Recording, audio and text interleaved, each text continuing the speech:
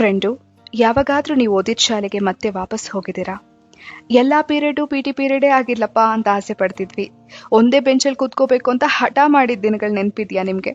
ಮರೆಯೋಕೆ ಆಗದೆ ಇರೋ lunch time, school bags, best friend, maths sir, science test, PT master, ಸಾವಿರ ನೆನಪುಗಳ ಕೊಟ್ಟ ನಮ್ಮ ಆನ್ಯುವಲ್ ಡೇ ಸೆಲೆಬ್ರೇಷನ್. 4 ಗಂಟೆ ಬೆಲ್ ಯಾವಾಗ ಆಗುತ್ತೋ ಅಂತ ಮಧ್ಯಾಹ್ನದಿಂದಲೇ ಕಾಯ್ತಾ ಇದ್ವಿ. ಈ ಥರ ನೆನಪುಗಳು ಸಾವಿರ ಇದೆ. ನಾವೆಲ್ಲರೂ ಮತ್ತೆ ಸ್ಕೂಲ್ಗೆ ಒಂದ್ಸರಿ ಹೋಗ್ಬೇಕು, ಅದೇ ಡೆಸ್ಕಲ್ಲಿ ಕೂತ್ಕೋಬೇಕು, ತಲೆ ಒರಗಿಸಿ ಕಣ್ಮುಚ್ಕೊಂಡು ಮಲ್ಕೋಬೇಕು, ನಮ್ಮ ಕ್ಲಾಸ್ಮೇಟ್ಸ್ ಜೊತೆ ಸೇರಿ ಮತ್ತೆ ಸ್ಕೂಲ್ ಮೂಲೆ ಮೂಲೆ ಎಲ್ಲ ಓಡಾಡಬೇಕು.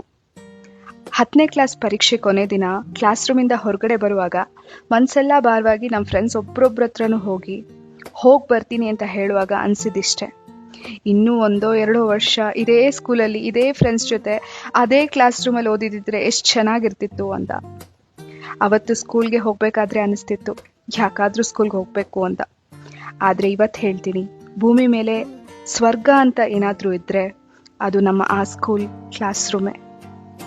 ಹೇ ನಮ್ಮ ವಸಂತ ಕಾಲವೇ, ಮತ್ತೆ ತಿರುಗಿ ಬಾರದಷ್ಟು ದೂರ ನೀ ಎಲ್ಲಿಗೆ ಹೋಗ್ಬಿಟ್ಟೆ?